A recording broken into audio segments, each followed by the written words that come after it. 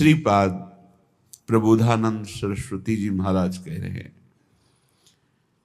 यदि समस्त दुखों से तुम्हें मुक्त होना है, परम आनंद की प्राप्ति करनी है। देखो, सबका लक्ष्य है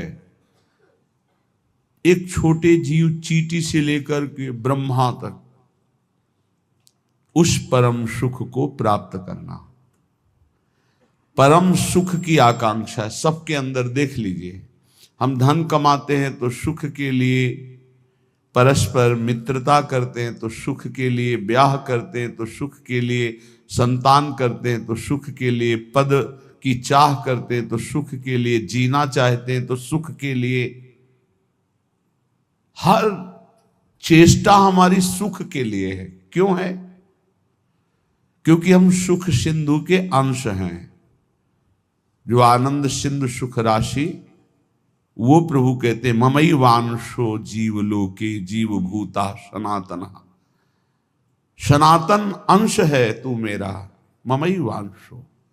सुख सिंधु का अंश होने के कारण हमारे अंदर की मांग सुख है। पर जहां दुखालय भगवान ने पहले घोषित कर दिया इस संसार को, दुखालयम अशाश्वतम, यहां सब कुछ नष्ट होने वाला है। आज नहीं तो कल, कल नहीं तो परसों, चाहे जितने बीते बरस, पर नाश होगा पक्का। यहां कोई स्थायी चीज नहीं है।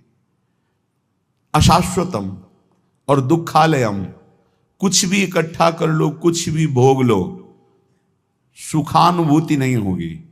सुख कहते हैं जो स्व से प्राप्त होता है, दुख कहते हैं जो पर से प्राप्त होता है। पर से प्राप्त करने की सुख लालसा ही हमें दुख में फंसाती जा रही है।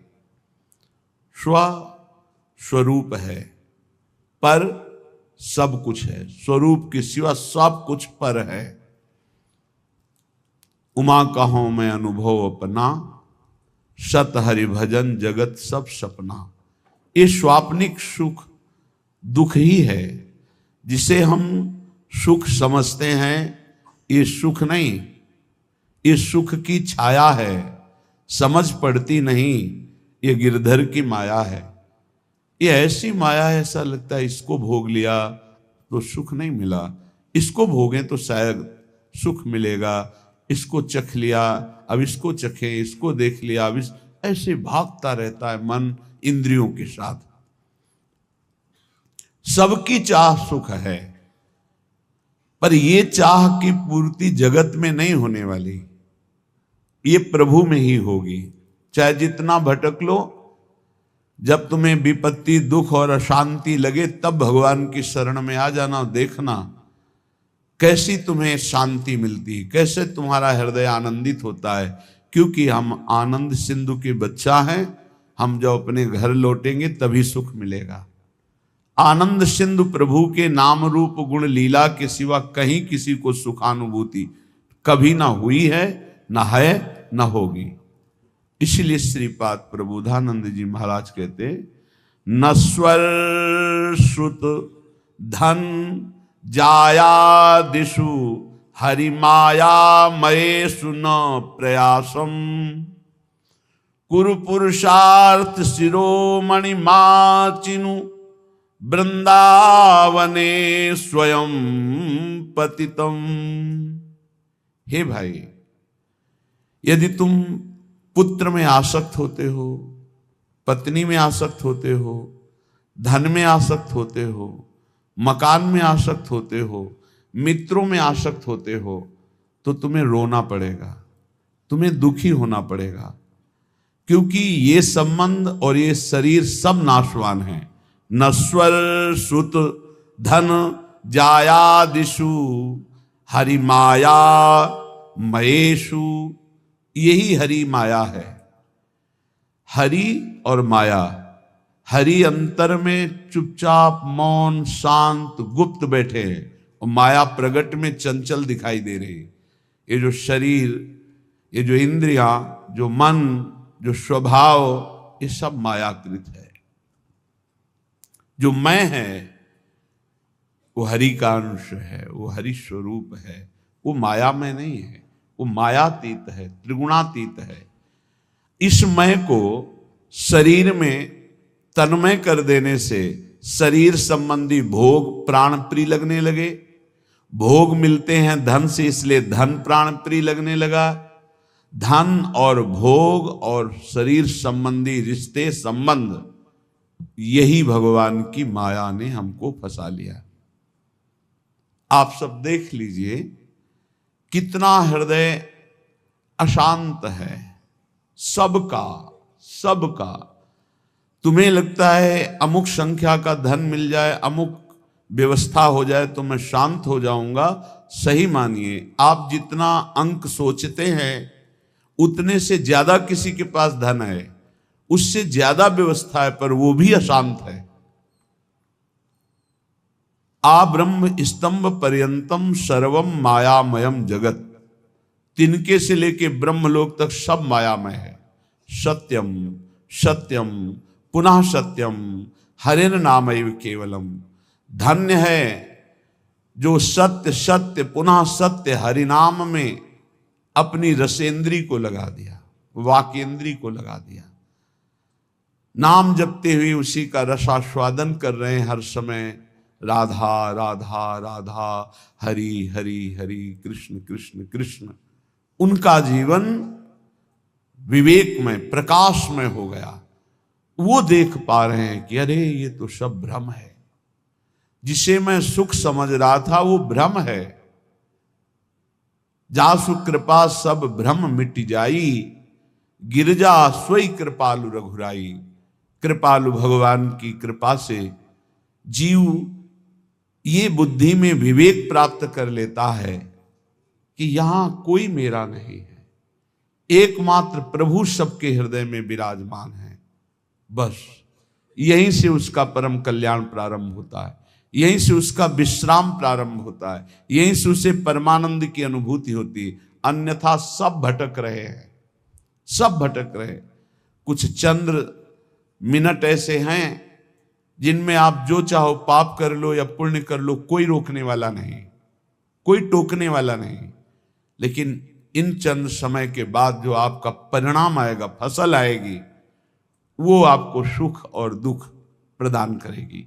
यदि पाप कर्म किया तो भयानक दुख मिलेंगे, पुण्य कर्म किया तो लौकिक सुख पारलौकिक सुख मिलेंगे। लेकिन पुण्य और पाप दोनों से हटकर त्रिगुणातीत भगवान का नाम जप किया तो भगवत प्राप्ति हो जाएगी। पाप और पुण्य दोनों आवागमन चक्र में फंसाने वाले ही हैं। एकमात्र भगवान का भजन ही जीव को इस आवागमन से मुक्त कर सकता है, दूसरा कोई उपाय नहीं। हरि भजन्ति नरा, जो हरि भजते हैं भवसागर तरंति, वही संसार समुद्र से पार होते हैं। इसलिए श्रीपाद कह रहे हैं नश्वर ये पुत्र पत्नी मकान धन नाना प्रकार के व्यवहार संबंध, ये नहीं कह रहे कि इनको छोड़ करके भागो, नहीं, इसमें शाश्वत प्रभु विराजमान, उनको देखो, सब में भगवत भावना करो, इनसे राग मत करो, इनसे अनुराग करो। राग होता है देह से, अनुराग होता है भगवान से। सब में प्रभु बैठे, ऐसी भावना से व्यवहार करो, खूब नाम जप करो। और ये भाव कहां से आएंगे? बोले आ जाओ श्रीधाम वृंदावन। वृंदावन की भूमि में आप जब सत्संग सुनेंगे, रसिकों का संग करेंगे, तो आपकी बुद्धि का परिवर्तन हो जाएगा। जो बुद्धि सांसारिक भोगों में सुख है ऐसा निश्चय करती है, वो विवेकवती बुद्धि होकर प्रभु में सुख है, स्वरूप में सुख है, ऐसा निश्चय करने लगेगी। बुद्धि का परिवर्तन हो जाना ही उन्नति है, बुद्धि का पतन हो जाना ही नाश है। बुद्धिनाशो प्रणश्यति। शास्त्र कहता है जिसकी बुद्धि भ्रष्ट हो गई उसका सर्वनाश हो गया। जिसकी बुद्धि शुद्ध है भले कुछ ना हो, लेकिन वो परम धनी, क्योंकि उसका सही निर्णय होगा। सही निर्णय करने वाला परम आनंद को प्राप्त होता है। इसलिए श्रीपाद की बड़ी जोर की निष्ठा से धाम वृंदावन की है। कहे वरमिहि वृंदारण्ये सुवराकी मदन मोहन द्वारी। वराकी, मुझे कुत्ता कुतिया बना दिया जाए वृंदावन का। ठाकुर मदन मोहन के द्वार पर, बांके बिहारी के दरवाजे पर, राधा वल्लभ जी की सीढ़ियों पर गिरा हुआ प्रसाद चाटेंगे और यहां ब्रजवासियों की फेंकी हुई जूठन खाकर हर समय प्रिया प्रीतम की चरणारविंद की रज में पड़े हुए उनकी कृपा मनाते रहेंगे। श्रीपाद प्रबोधानंद जी के पीछे कहा था, मुझे नाली का कीड़ा बना दीजिए। ये धाम है, धाम। हरिराम व्यास जी कह रहे, हो मन वृंदावन को श्वान। हे हरि, कृपा करो मेरे मन को यही अच्छा लगता है कि अगर मुझे अगला जन्म मिले तो वृंदावन में ही मिले, भले मुझे कुत्ता बना दिया जाए। वृंदावन का बड़ा लाभ है, यहां हर योनि भगवत प्राप्ति कर लेती है। जैसे यहां आप देख रहे हो, कुत्ता है या शूकर है या अन्य जीव हैं, देखो ये रज में लौटते हैं। जिस रज को ब्रह्मेश्वरादि सुदरूह पदारविंदो श्रीमत् पराग परमाद्भुत वैभवाया, परम अद्भुत वैभव जिस रज में छुपा हुआ है, जो भगवान ब्रह्मा जी सनकादि शिवादि याचना करते हैं इस रज में निरंतर वास करने के लिए। जो रज शिव सनकादि के याचत सो रज शीस चढ़ाऊं, उस रज में वो स्वान रात दिन सोता है, रात दिन उसी में शयन करता है। भोजन मिलता है तो उसी रज में मिलता है, और प्राण निकलते हैं तो इसी रज में निकलते हैं। और वृंदावन प्रभाव सुन अपनो ही गुण देत, जैसे बालक मलिन को मातु गोद भर लेत। यहां जिसका भी शरीर छूटता है, ये धाम है, वो भगवत प्राप्त हो जाता है, वो प्रियाजू को प्राप्त हो जाता है। भगवान शंकर जिनके नाम की महिमा से काशी में मोक्ष प्रदान करते हैं, वो हरि जिनका नाम जप करते हैं, ये उनका धाम है प्रियाजू का, वृंदावनेश्वरी का धाम है। ये राधा निकुंज वाटी वृंदावन है। इस रज में जो प्राण त्यागता है वो सीधे प्रियालाल के निज धाम दिव्य वृंदावन को प्राप्त होता है, चाहे पशु हो, पक्षी हो, मनुष्य हो, कोई हो। यहां साधन प्रभाव नहीं है, यहां धाम प्रभाव है। वृंदावन प्रभाव सुनो अपनो ही गुण देत, अपना गुण देता है वृंदावन। क्या? परम पद प्रदान कर देता है। इसलिए कह रहे वरमि वृंदारण्य, इस वृंदावन में जो सब धामों का मूल है, सुवराकी मदन मोहन द्वारी, प्रिया प्रीतम के यहां दिव्य रूप विराजमान हैं। आज आप जब विट्ठल विपुल देव जी का पूजन होगा तो आप सुनेंगे बिहारी जो महाराज कौन है, साक्षात प्रिया प्रीतम। राधा वल्लभ लाल जी कौन? साक्षात प्रिया प्रीतम। राधा रमण जी साक्षात प्रिया प्रीतम। ये किसी मूर्तिकार की रचना नहीं है, ये स्वयं भू स्वयं प्रिया प्रीतम मिलित रूप ये वृंदावन धाम है, धाम है। नेत्र पावन नहीं इसलिए तुम्हें मूर्ति नजर आ रही नहीं, तो राधा रमण जी, राधा वल्लभ जी, राधा बांके बिहारी जी साक्षात प्रिया प्रीतम विराजमान है। इनके दरवाजे में इनकी जूठन मिलती रहती है। हम तो धन्य मानते। एक बार किसी भक्त ने प्रश्न किया था, आप राधा नाम की इतनी महिमा करते हैं, ये वृंदावन के भिखारी लोग राधे राधे बोलते हैं, एक एक 10-10 रुपया मांगते हैं, तो क्या इस विषय में आपका क्या विचार है? क्या इनका सही चरित्र है? राधा राधा कह के, राधे राधे कह के रुपया मांगते हैं। हमें अपने भाव से देखना है। जिसका चश्मा हरा होता है उसे हरा दिखाई देता है, जिसका लाल होता है उसे लाल दिखाई देता है। हमारा चश्मा भाव का है। भावोत्सवेन भजताम रस काम धेनु। अखिल कोटि ब्रह्मांड नायक प्रभु श्री कृष्ण चंद्र जो कह रहे हैं, पूज्य भाई जी महाराज उस पद में लिखते हैं कि अगर मुझे कोई खरीदना चाहे तो निश्चित किया हुआ मूल्य है राधा नाम। राधा मुझे खरीद सकता है, ठीक है। उनके चरणों में लक्ष्मी जी सदैव चापती रहती है, हरि के चरणों को।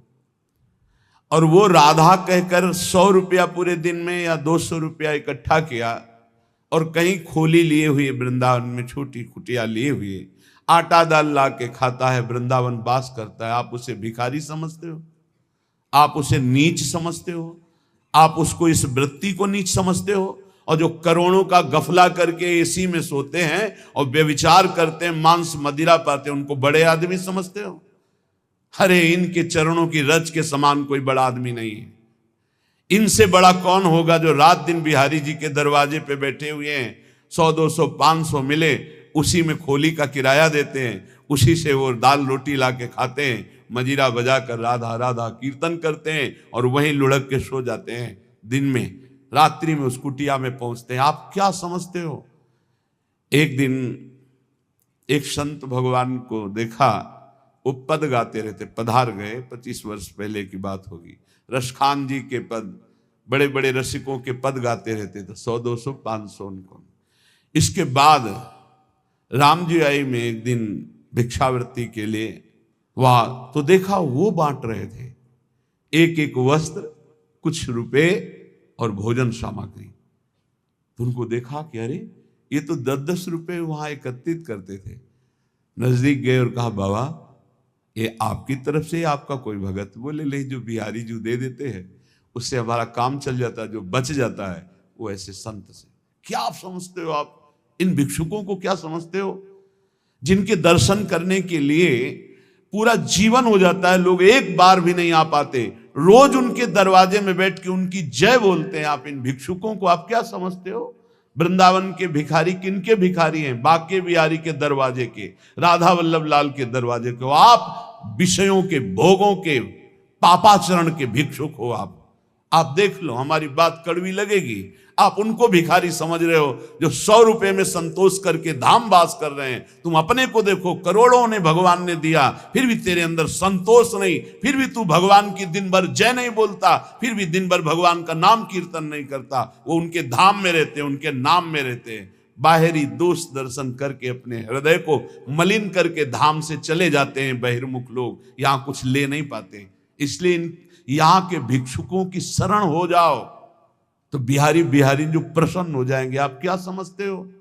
ये जो बिहारी, जो राधा वल्लभ जी, इनके दरवाजों में, जो गलियों में यहां बैठे हैं, तुम साधारण नहीं समझना, साधारण मत समझ लेना। ये धामवासी हैं, महान योगियों को भी पवित्र करने की सामर्थ्य रखने वाले ये हैं। बाहरी तुम्हारे नेत्र हैं इसलिए तुम्हें दिखाई नहीं देता। श्रीपाद जैसे महापुरुष कह रहे, वर्मी वृंदारण्य सुवरा की मदन मोहन द्वारी। एक माई को देखते हैं, विदेशी माई है, 2500 कुत्तों को यहाँ के दूध, डबल रोटी, बिस्कुट, रोज उसके चरणों में प्रणाम करते हैं। जब दृष्टि पड़ती है, धन्य है माई, तेरा जन्म तो कहीं विदेश में हुआ, पर बिहारी जी की असीम कृपा है कि इन परमहंसों का तो सेवन कर रही। ये कौन है जानते हो? श्रीपाद जैसे महापुरुष कह रहे हैं, मुझे कुतिया कुत्ता बना दिया जाए, मदन मोहन के द्वारे पे पड़ा रहूंगा। उद्धव जैसे महापुरुष कह रहे हैं, यहाँ की गुलमलता औषधि बना दी जाए। हरिराम व्यास जी जैसे महापुरुष कहते हैं, यहाँ का स्वान बना दिया जाए। ये धाम है, यहाँ दोष दृष्टि मत करना किसी पर। अरे ये तो है, बिल्कुल मत करना। ये लाडली लाल के लाडले हैं, इनकी बाहरी बात अलग है, आंतरिक बात को आप नहीं जानते। बिहारी जी में पौशाले में एक माई पानी पिलाती है। ये पहले की, अब तो ऐसी दिनचर्या श्री जी ने दे दी है कि कहीं भी नहीं जाना हो पाता। एक दिन फूल बंगला बना, वो 22 संतों को 1-1 2-2 रुपया और 1-1 सेव ऐसे बांट रही थी। बहुत ही उत्साह में भरी थी, जैसे उसके बेटे का ब्याह हो रहा हो। पूछा, माई ये आज तू पौशाला से हटकर, पानी पिलाने से हटकर ये क्यों बांट रही है? क्या कोई उत्सव है? हाँ, आज हमारे बिहारी जी को फूल बंगला बना है। जो पानी बेचने से पैसे मिलते थे पिलाने से, उनमें से आज फूल बंगला। ओ फूली गो, आप क्या समझते हो? पानी पिला रही, 1-1 रुपया एकत्रित कर रही, बाद में फूल बंगला बना रही। आप इनको ऐसे मत देखिए कि भिक्षुक हैं, अरे ये तो मांगने वाले हैं। नहीं नहीं नहीं, ये बिहारी जी के कृपा पात्र हैं। जहां बड़े बड़े आचार्य कोटि के महापुरुष मांग कर रहे, हे हरि हम कब हुई हैं ब्रजवासी, वो उनके दरवाजे पर पड़े रहते हैं।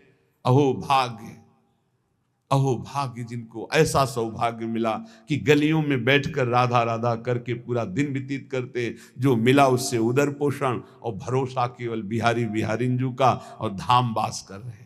यहाँ के पशु पक्षी सब महामंगल मोद में, ये सब भगवत प्राप्त होंगे, ये सब भगवत प्राप्त। आप नहीं समझते धाम की महिमा को। जब महापुरुषों की कृपा से, चरण रज के प्रताप से महिमा प्रकाशित होती, तब ये लगता है अहो भाग्य इनके।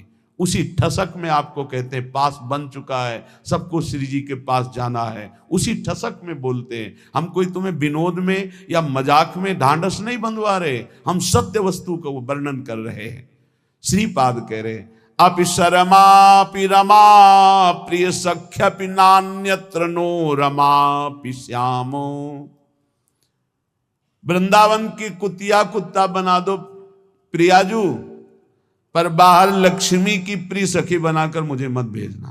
अर्थात महावैभव संपन्न कोई रानी महारानी ऐसे मुझे वृंदावन की कुतिया बना दो, वृंदावन का कुत्ता स्वान बना दो। क्यों? क्योंकि कभी गलबहियां दिए हुए प्रिया प्रीतम निकलेंगे, हम पर दृष्टि पड़ जाएगी। ये हमारे दरवाजे का है, बस ये बात देख लेंगे तो हमें वो वस्तु मिलेगी जो बड़ी बड़ी साधना से नहीं मिलती। और देख लिया है, अगर देखा ना होता तो यहां रह ही नहीं पाते, यहां आ ही नहीं पाते, यहां जन्म ही नहीं हो पाता। उत्तीर्य विष्णु मायामपि, अरे वृंदावन में बैठे हो आप, ओहो। कभी कभी एकांत में जैसे से चिंतन, वृंदावन धाम में आह्लाद ही आह्लाद से हृदय भर जाता। कितनी अपार कृपा। कहां नारकी क्षेत्रों में प्रकट होने वाले जीव, और कहां परम धाम वृंदावन में जीवन व्यतीत हो रहा है। ओहो कैसी अपार कृपा। नारकी इसलिए बोला जहां ना राम कृष्ण हरि की कोई शुद्ध ही नहीं, केवल रुपया, केवल भोग सामग्री, केवल लड़का बच्चा परिवार, हमें भगवत प्राप्ति करनी, भजन करना है, मानव जीवन का क्या लक्ष्य, कोई शुद्ध ही नहीं है। तो जिन हरि भगत हृदय नहीं आनी, जीवित सब समानते, मुर्दे के समान जीवन व्यतीत हो रहा है। नारकी गतियों की प्राप्ति होती है। उत्तीर्ण विष्णु मायामपि, धाम में जो वास करते हैं विष्णु माया से उत्तीर्ण हो जाते हैं। आनी है, ये आनी है, धाम की मर्यादा है, ये महिमा है। यहां जो वास करते हैं भगवान की माया से मुक्त हो जाते हैं। धाम का प्रभाव, यहां की रज का प्रभाव। एक बार सत्संग में सुनाया था, एक बहुत बड़े ज्योतिषाचार्य अपने मित्र के साथ श्रीधाम वृंदावन की भूमि में प्रवेश किए। उनके मित्र कहते थे कोई चमत्कार दिखाओ अपनी ज्योतिष का, आप तो बड़े भारी ज्योतिषाचार्य हैं। अचानक एक आदमी के ऊपर दृष्टि पड़ी, वो थैला लिए यात्रा में आया था, धाम यात्रा। समय से गणित लगाया, कोई परिचय नहीं, बस समय से, और कहा इसकी कल मृत्यु होगी और इसके कर्मानुसार इसको अधोगति प्राप्त होगी, प्रेत योनि को जाएगा। कल 12 बजे इसकी मृत्यु होगी, इसको सांड मारेगा, बैल मारेगा और मर जाएगा। तो उनका कल तक इस आदमी का पीछा करूंगा, जहां ये रोकेगा आसपास रुकूंगा, जहां चलेगा चलूंगा, देखूंगा तुम्हारी ज्योतिष सत्य है कि नहीं। तो उनका परम सत्य है, तुम देख लेना कल 12 बजे मारा जाएगा। ठीक उनका अनुसरण किया। वो बाहर से आए हुए यात्री थे। ठीक 12 बजे एक सांड जिसके बगल से वो निकले, वो एक मिट्टी के पिंड में वो खूब ऐसे खेल करके आया था, तो सींगों पे उसके रज लगी थी। काल स्वरूप एकदम हुआ, दौड़ा, ऐसे मारा, पूरा पेट में ऐसे सींग घुस गई, उठा लिया, पटक दिया, चल दिया। अब वो आश्चर्यचकित ज्योतिषाचार्य, भजनानंदी, गायत्री अनुष्ठान करने वाला, पवित्र दृष्टि वाला, धाम की कृपा से उसने देखा कि वो दिव्य तेजोमय होकर के वो भगवत स्वरूप में विलीन हुआ। वो बड़ा आश्चर्यचकित, दोनों जो उनका मित्र था उसने कहा तो बड़ी खुशी की बात, आपने जो जो बात कही वो बात हो गई। बोले तुम प्रकट बात देख रहे हो, मैं उसे नहीं देख रहा, मैं ये देख रहा हूं कि इसकी दुर्गति होनी थी और ये तेजोमय होकर के कैसे विलीन हुआ। अब इस बात के लिए वृंदावन के किसी रसमर्मज्ञ की जरूरत है, तो किसी रसिक से मिले। उन्होंने कहा कि मैं बहुत बड़ा ज्योतिषाचार्य हूं, आज तक मेरी ज्योतिष मिथ्या नहीं हुई, पर आज मिथ्या होते दिखाई, इसकी दुर्गति होनी थी, ये तेजोमय होकर कैसे विलीन हुआ। तो उन्होंने कहा जिस सांड ने मारा उसकी सींग पर रज थी, जब पेट में मारा तो उसके पेट में रज गई, और जे ही प्राण छूटे तो रज के प्रभाव से वो भगवान को प्राप्त हो गया, उसे भगवत प्राप्ति हो। ये वो धाम है, घोर पापाचारी को भी परम पद प्रदान कर दे। उत्तीर्ण विष्णु मायामपि, भगवान की माया से मुक्त होने के लिए सहज करुणा बरस रही। अगर भगवान ने माया का खेल रखा है तो उससे मुक्त होने के स्थान भी बना दिए। मोक्ष चाहिए तो जाओ काशी में, मरने के लिए टिक जाओ कि मृत्यु पर्यंत आमरण काशी वास करूंगा, पक्का मोक्ष हो जाएगा, इसमें कोई संशय नहीं। भगवान मच्छर को भी मोक्ष पद प्रदान करते हैं, भगवान शिव वहां मच्छर को भी। एक बार एक सिद्ध महापुरुष के पास कुछ लोग चल रहे थे काशी में, तो गटर में देखा कीड़े बिल, तो कहा गुरुदेव क्या इनको भी मोक्ष प्राप्त होता है? ये भी तो काशी में है, मान लो अपने लोग वेदांत पढ़ रहे हैं, साधना कर रहे हैं, मोक्ष प्राप्त हो जाए वो तो, लेकिन क्या इनको भी प्राप्त होता है? कहते काशी में सबको प्राप्त होता है। तो उन्होंने स्पर्श किया और कहा आप देख, तो देखा जितना कीड़ा मर रहा था सबको भगवान शिव उपदेश कर रहे हैं, सबको नाम का उपदेश करके मोक्ष पद पर सब दिव्य रूप से अपने स्वरूप में स्थित होते जा रहे हैं। ऐसे इस धाम की महिमा दिखाई गई। जो जीव शरीर छोड़ता है तो ये दिव्य सखियां के राधा नाम सुनाती हैं और वो प्रियालाल को प्राप्त हो जाता है।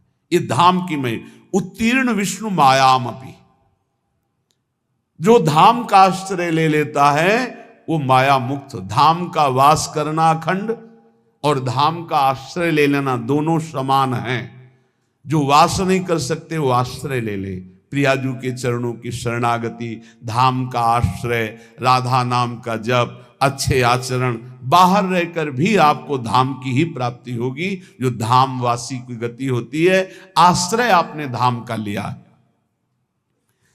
वनितायाम अविश्वसन प्राज्ञः, अब एक सावधानी कहते हैं, ये काम वेदना हमें भगवान की मार्ग से भ्रष्ट कर देती है, गिरा देती है। तो जो परस्पर शरीर भोगाकर्षण है उसे हम केवल वनिता शब्द से ही नहीं जोड़ते हैं, उसे हम अर्थभाव में लेते हैं। परस्पर जो काम भोग की आकर्षण वृत्ति है, इस आकर्षण वृत्ति पर संयम किया जाए, चाहे जहां हो चाहे जो भी हो। अगर इस पर संयम नहीं करोगे तो ये तुम्हारा सर्वनाश कर देगा और कभी तृप्ति होने वाली है नहीं। तद भय चकितः सततम निवसति वृंदावनेति निर्विण्णः, भयभीत हो जाओ। एक काम वृत्ति सुख प्रदान करने वाली नहीं, तुम्हारा नाश करने वाली है। जो शरीरधारी व्यर्थ में वीर शक्ति का नाश करते हैं वो खोखले हो जाते हैं। दिमाग काम नहीं करता, शरीर काम नहीं करता, सोच मंद पड़ जाती है, जठराग्नि मंद पड़ जाती है, उत्साह मंद पड़ जाता, बहुत तरह की हानि है। मत मानो किसी की भी बात जो वीर नाश के लिए सपोर्ट करते हैं, वो मलिन बुद्धि है। कोई ब्रह्म ऋषि बोल रहा हो हमें बताना, कोई शास्त्रज्ञ बोल रहा हो हमें बताना, जिसको शास्त्रों का प्रमाण हो और प्रमाणित करके हमें बोले।